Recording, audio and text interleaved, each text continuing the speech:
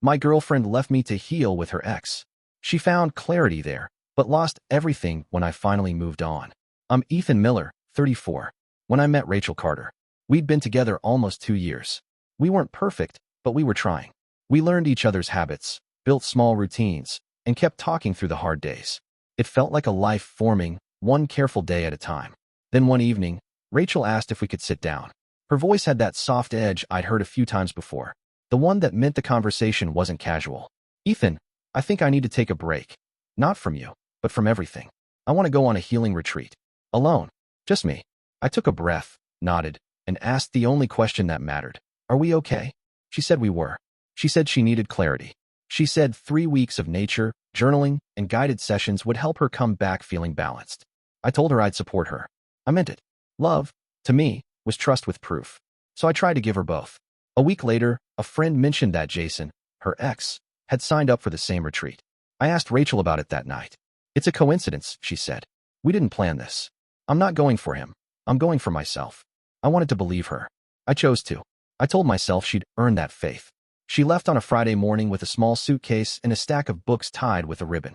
For the first few days, I heard nothing. Then came the Instagram stories, a waterfall, a circle of people around a fire, slips of paper burned for release. In one video, the camera swept past the group. A familiar profile sat beside her, Jason. They were laughing at something we couldn't hear. I felt a tightness under my ribs that I couldn't unknot. I didn't comment. I didn't text. If trust meant anything, it had to mean something when it wasn't easy. The house felt different without her. The blanket on the couch kept her shape. The plant she was coaxing back to life leaned toward the window like it missed her. After 3 weeks, she came back with a calm face and eyes that didn't match. She hugged me, long and polite, like we were at a reunion for people who used to know each other. How was it? I asked. Good, she said. Hard, but good. We sat at the table. She told me about group meditations, silence days, and a session where they wrote letters to their younger selves. She said she cried more than she expected. She said she felt open. I listened. I wanted her to feel heard. That's what we did for each other. Then I asked, as gently as I could, open to what? She looked down at her hands, rubbed the edge of her sleeve. Peace, she said. I think I found some. I waited. The room carried that thin, careful quiet you get right before a storm or a decision. She took another breath, steady on the surface, and I saw it. Whatever she was about to say had already been decided somewhere I couldn't reach. Ethan. She still wouldn't meet my eyes. I realized things I didn't want to admit. I didn't push. I just nodded. Sometimes the only way through a moment is to let it arrive. She traced a circle on the table with her finger, then another. When she finally looked up, her face was calm again, but it was the kind of calm you get after closing a door. I think, she said, I need to tell you the truth. She didn't look angry or guilty, just tired, like the truth had been waiting too long. Ethan, she said quietly. I realized I still have feelings for Jason. I sat there, trying to understand how someone could find peace and come back with someone else's name in their heart. My chest felt tight, not from surprise, but from the quiet way she said it, like she'd been rehearsing. There were no arguments, no shouting, just stillness. I asked one question. So what happens now? She sighed. I think I need to follow what feels right. I don't want to hurt you, but it wouldn't be fair to pretend. She packed a few things that night. Folded clothes into a bag she once used on our road trips. Took a framed photo off the shelf, not of us, but one from her first retreat years ago. She hugged me like a friend moving away. No drama, just distance. And then she left. For the next few days, I walked around the apartment like a guest. Her mug stayed by the sink, half-faded lipstick on the rim. The space she filled with soft hums and tea kettles now echoed with the hum of the fridge. I kept expecting to hear her keys at the door, but she was gone. Nights were hardest. I replayed everything. Her smile at the retreat photos, the coincidence of Jason, the way she said she needed space. It wasn't even heartbreak, not exactly. It was the slow ache of realizing how easy it is to be replaced under the name of clarity. I stopped eating properly. Skipped the gym.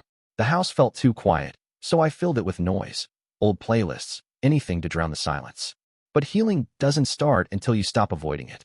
So, one morning, I just decided. No more checking her profile, no more wondering what she was doing. I went back to work, called old friends, and started running again. I learned how to sit with the ache without letting it decide who I became.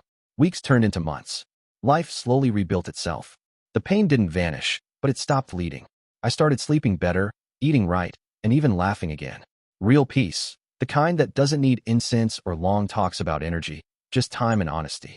Then one night, close to 2 a.m., my phone buzzed. Her name lit up the screen. Rachel asterisk, hey, can we talk?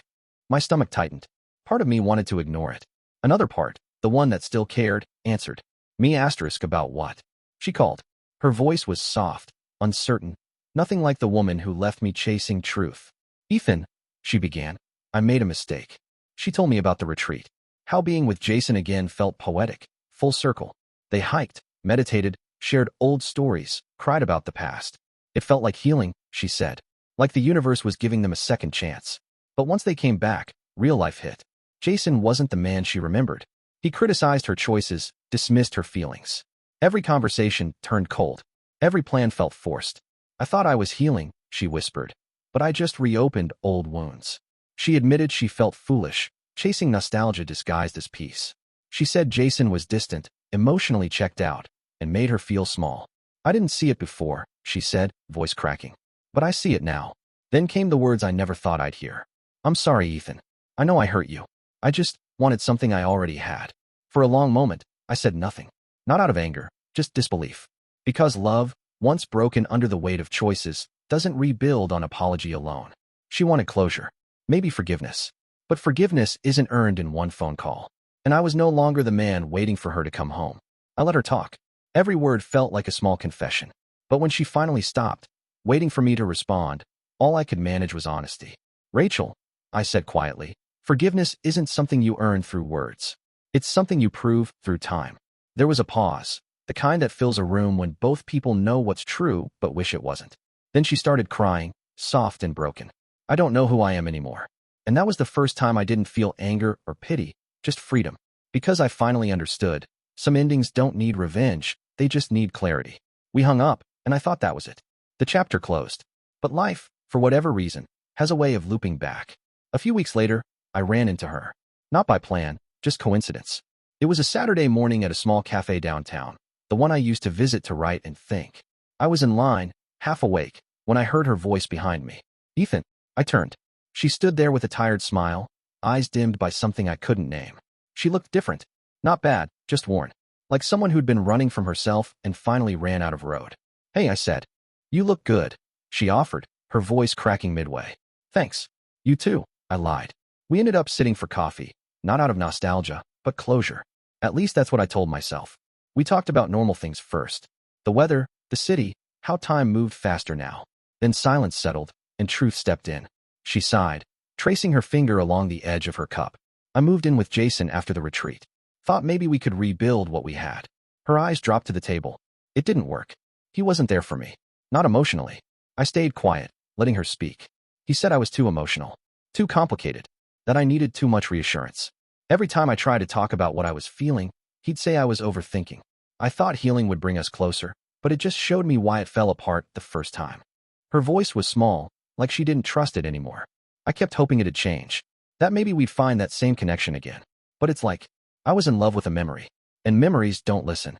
I nodded. Not with satisfaction, but understanding. Because I knew that look. The one that comes when you realize the person you chose can't see you. She rubbed her temples, eyes welling up. You were patient with me, Ethan. You gave me space. And I walked away like it was easy. I thought I needed clarity, but I just needed to grow up. I didn't say much. Sometimes silence is kinder than a response. Outside the window, the city kept moving. People crossing streets, couples holding hands, life not pausing for heartbreak. She took a deep breath. I used to think healing was about changing my surroundings. But it's not, is it? No, I said. It's about facing yourself, even when it hurts. She nodded slowly, eyes distant, like she was finally hearing the truth she'd avoided for months. And in that small, quiet cafe, surrounded by strangers, I realized something important. You can love someone deeply and still walk away, not because they're unworthy, but because they're unwilling to meet you where growth begins. Rachel stared down at her cup, fingers shaking slightly as she spoke. I tried to make it work, Ethan. I really did. I just listened. There wasn't anything left for me to say that life hadn't already said louder. She went on. Jason started shutting me out. Every conversation felt like a test. If I brought up anything emotional, he'd roll his eyes or say I was being dramatic. He told me I was stuck in the past, that I didn't know what I wanted. Then came the sentence that stayed with her. You wanted healing, he told her. You got honesty. Cold. Final. The kind of words that don't just sting, they stay.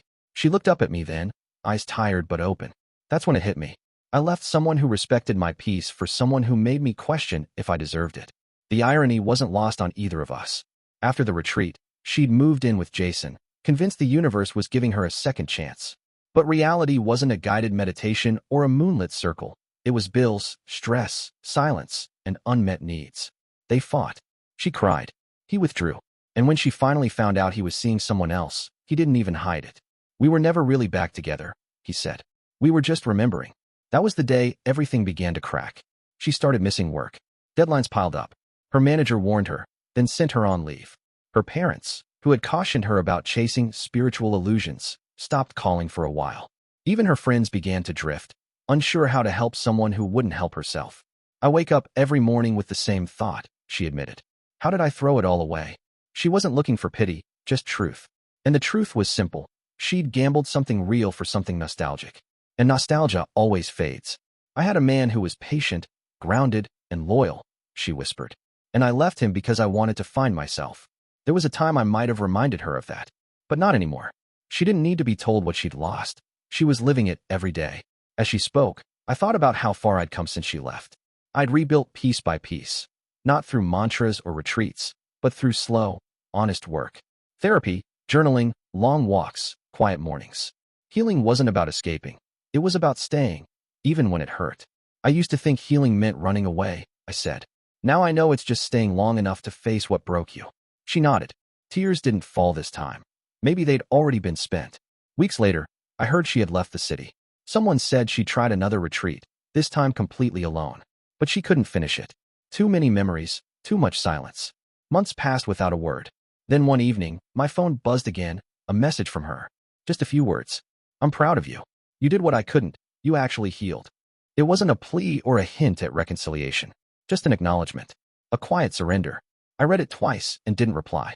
Some things don't need answers. They just need acceptance.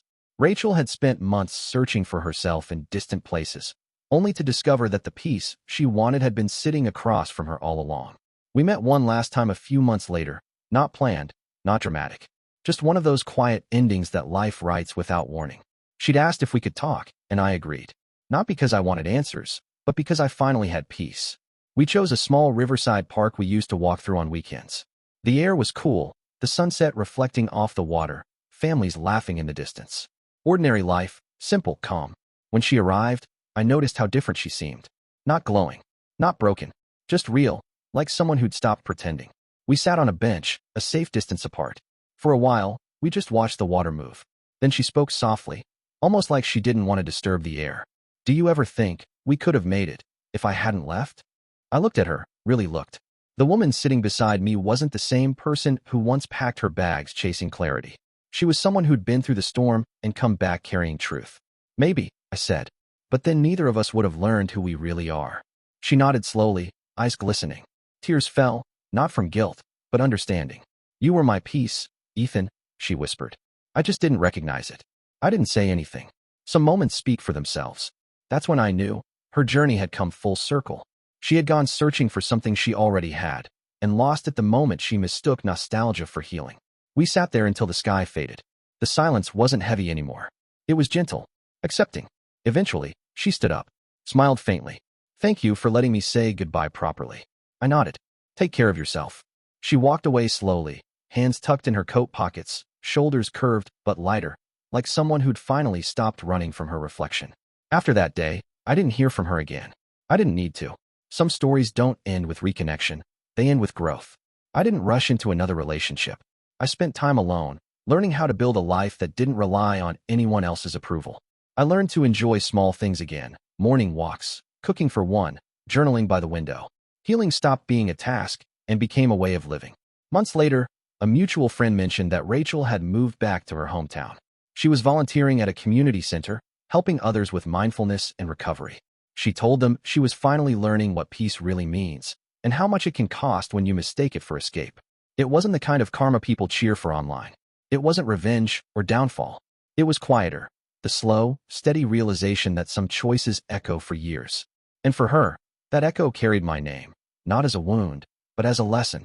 For me, it was freedom. I appreciate you watching till the end. Hit that subscribe button and stay tuned for more content.